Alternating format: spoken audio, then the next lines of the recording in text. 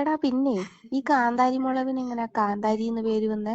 അത് പണ്ടൊരു സംഭവം നടന്നിട്ടുണ്ട്. അതിന് ശേഷമാണ് ഇവർക്ക് ഈ പേര് കിട്ടിയതും. പിന്നെ വേറെ കുറച്ച് സംഭവം ഉണ്ട്. അങ്ങ് പണ്ട് പണ്ട് പണ്ട് മുളകിന്റെ ആ ഒരു വർഗത്തില് ആകെ ഒരൊറ്റ മുളക് മാത്രമേ ഉണ്ടായിരുന്നുള്ളൂ, പച്ചമുളക്. അതിൽ വേറെ ചെറിയ മുളക്, ഉണ്ട മുളക് ഒന്നും തന്നെ ഉണ്ടായിരുന്നില്ല. അപ്പൊ അങ്ങനെയുള്ള ഒരു സമയത്ത് ഈ മുളകുകൾക്ക് മാത്രം വരണ ഒരു അസുഖം ഉണ്ട്. ആ സമയത്ത് അത് അമിതമായിട്ട് പടർന്ന്, അതായത് കുരുട്ട് രോഗം എന്ന് അറിയപ്പെടും. ഈ കുരുട്ട് രോഗം ബാധിച്ചതിന് ശേഷം മിക്ക മുളകിന്റെയും വളർച്ച മുരടിച്ചു പോയി. അപ്പൊ ഇവര് എത്രയാണോ സൈസ് ഉണ്ടായത് അത്രയും സൈസിൽ തന്നെ ഇവര് നിന്ന്. വളർച്ച മുരടിച്ചതിന് ശേഷം ഇവർക്ക് രണ്ട് വർഗവും ഇല്ല. അതായത് അതിനുശേഷം വന്ന മുളകുകളെല്ലാം തഴച്ചങ്ങ് വളർന്നങ്ങ് നീളത്തിലൊക്കെ പോകും. അപ്പൊ അത് പച്ചമുളക്. ഇവർക്ക് വളർച്ച മുരടിച്ചത് കൊണ്ടിട്ട് പച്ചമുളകിന്റെ കണത്തിൽ കൂട്ടാൻ പറ്റത്തില്ല. അതുകൊണ്ട് ഇതിന് മുളകിന് പകരം ഒരു പേര് കണ്ടെത്തണമെന്ന് മുരടിച്ചു പോയ വർഗ്ഗക്കാർ തീരുമാനിക്കും. അപ്പൊ ഈ കാരണവന്മാരെല്ലാരും പറഞ്ഞ് ഇടാൻ പോണ പേരിൽ എന്തായാലും എന്താ ഉണ്ടാവണം. ഓരോ പേരൊക്കെ പറഞ്ഞു നോക്കൂ, എന്താ പറയുന്നത്. ഇപ്പൊ കന്തി, ചന്തി, മന്തി എന്നൊക്കെ പറയാം. അതൊന്നും ശരിയാവത്തില്ല.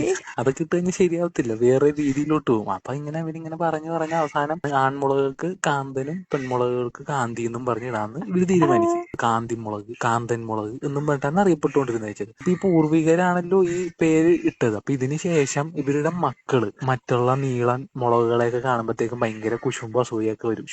അവർക്ക് ഭയങ്കര നീളം, നല്ല സൈസ്, നമ്മളാണെങ്കിൽ മുരടിച്ചിരിക്കും എന്നും പറഞ്ഞ് ഇവരെല്ലാരെയും ഭയങ്കര ഇരിച്ചിലാണ് ഇവര്. അവളൊന്ന് പുഴു തിന്നണേ, അവൾ അത് കൂത്തണേ ഇത് കൂത്തണേ എന്നൊക്കെ ഭയങ്കര ഇരിച്ചില്ല. അങ്ങനെ എരിഞ്ഞ് ഇവർക്ക് ഒടുക്കത്തെ എരിവായി.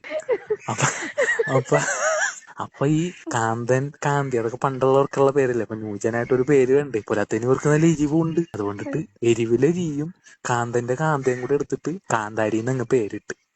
അപ്പൊ ഇതാണ് ഈ മുളകുകൾക്ക് കാന്താരി മുളക് എന്നുള്ള പേര് വന്നതിന്റെ ശരിക്കുമുള്ള ഒരു കാര്യം. അപ്പൊ ഈ കാന്താരി മുളകുകൾക്ക് വേണ്ടിയിട്ട് ഞാനൊരു പാട്ട് എഴുതി കൊടുത്തിട്ടുണ്ട്. ആ പാട്ട് ഞാൻ നിനക്ക് പാടിത്തരാം.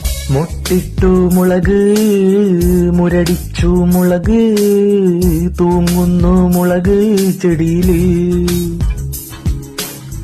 കാന്താരി മുളക്, മുരടിച്ചൊരു മുളക്, ഒടുക്കത്തേരുവാ മുളകിന്.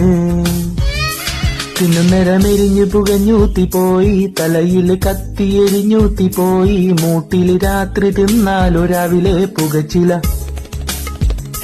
തിന്നുന്നേരമെരിഞ്ഞു പുകഞ്ഞൂത്തിപ്പോയി, തലയിൽ കത്തിയെരിഞ്ഞൂത്തിപ്പോയി, മൂട്ടില് രാത്രി തിന്നാലോ രാവിലെ പുകച്ചില.